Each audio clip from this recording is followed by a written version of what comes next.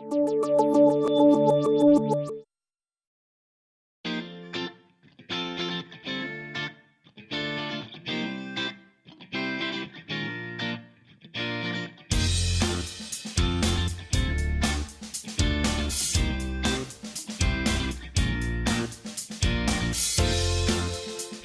and regional planning covers the provision of development plan in urban, region or rural areas. The opening and development of an area such as new towns and settlement areas requires systematic strategies, layouts and plans.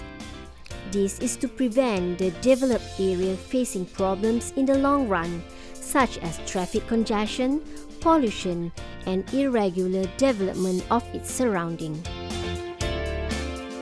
Those involved directly in this task are known as town and regional planners.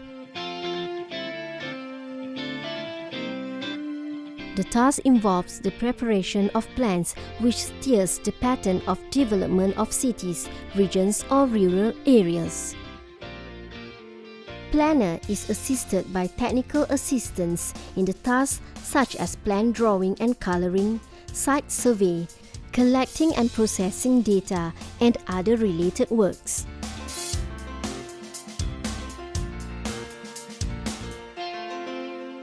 This study also focuses on the understanding of town planning, such as geographical aspects, environment, economy, engineering, land survey, management, and basic science. For those who wish to venture into this field, they will be exposed to planning theories, principles and practices, law, and planning techniques.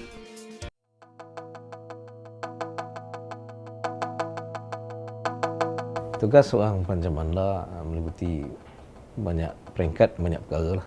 Yang pertama sekali di peringkat nasional, peringkat kebangsaan, seorang perancang bandar mesti terlibat dengan perancangan kaitan dengan dasar-dasar penggunaan tanah yang kita sebut dalam Akta Perancangan Bandar Malaysia 1972 adalah untuk menyediakan satu plan.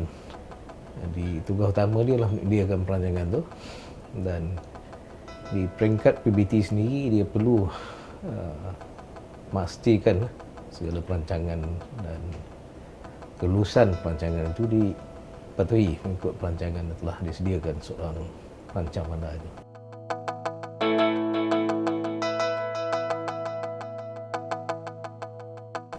Dan kaedah yang perlu digunakan untuk satu kawasan yang baru untuk dibuka sebagai satu bandar, contohnya macam Putrajaya ni, yang pertama kali dia perlu membuat satu penyelidikan atau membuat satu kajian kesesuaian tanah sesuatu kawasan itu untuk dibangun sebagai satu bandar. Dia perlu kenal pasti tapak tu dari sudut ekonomi, dari sudut sosialnya, dari sudut environment, dari sudut alam persekitarannya. Jadi kombinasi daripada tiga-tiga aspek ini perlu diambil kira untuk suatu bandar ataupun satu kawasan baru itu dibuka untuk dibuat satu bandar.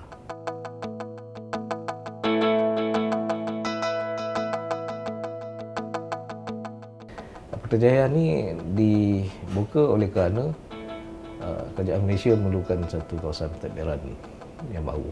Di Kuala Lumpur contohnya kita pun faham dengan keadaan yang agak sesak dan tanah-tanahnya agak terhad untuk memajukan satu kawasan untuk kita dirikan sebagai satu bandar barulah untuk membawa fungsi pentadbiran kerajaan ke di sini ke Putrajaya. Dan satu lagi oleh kerana kita memerlukan satu bandar khusus bagi meletakkan mekanisme kerajaan ataupun membawa ke semua, mengumpulkan semua kementerian yang mana di Kuala Lumpur dulu terletak di pelbagai lokasi. Jadi kerajaan memikirkan sampai satu masa kita kumpulkan kembali kementerian-kementerian ini, dipindah kepada satu kawasan untuk menjadikan pentadbiran lebih efisien dan lebih efektif lah untuk faedah rakyat sebenarnya.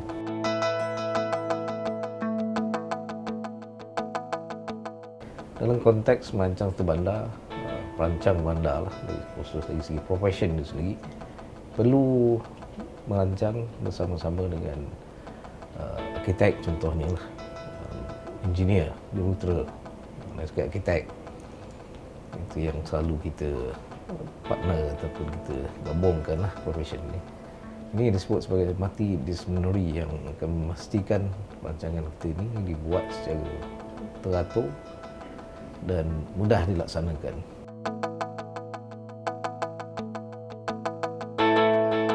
Apa yang menyebabkan pentingnya seorang perancang bandar itu kerana kita dalam satu kehidupan manusia kita perlu ada satu perancangan asas.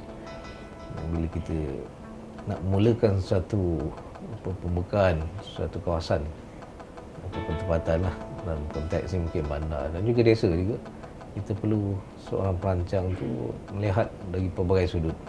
Memang perancang bandar ni dilatih untuk melihat dari sudut sosial ni baik, dari segi kepentingan ekonomi dan juga dari segi alam sekitar lah. Di gabungan tiga tu sangat penting dilihat oleh satu profession untuk menggabungkan perkara ini dan dibuat satu penilaian yang penting lah.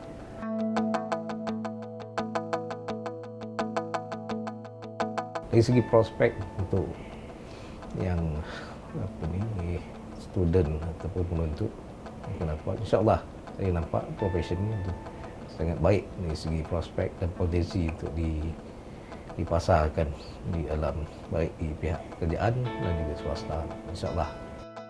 A comprehensive town and regional planning is capable of achieving a systematic development of an area that will provide comfort and convenience in terms of infrastructure and social and welfare development, not only to the local residents and the public, but also to the economic development in trading, commercial